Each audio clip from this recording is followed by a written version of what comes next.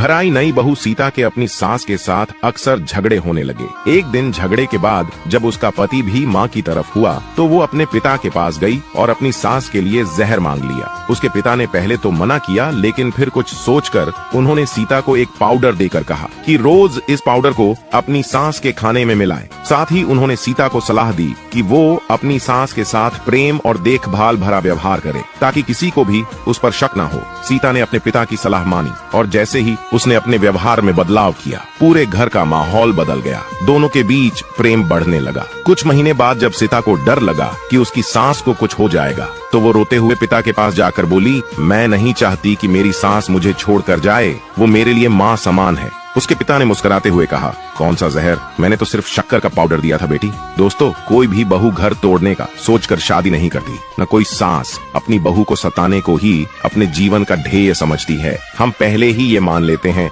बहू है तो ऐसा ही करेगी, सास है तो ऐसा ही करेगी। इसी गलतफहमी की वजह से वह सारी बातें सच हो जाती है। अपनी सोच को बदले, अपनों को प्यार दे और प्यार पाए।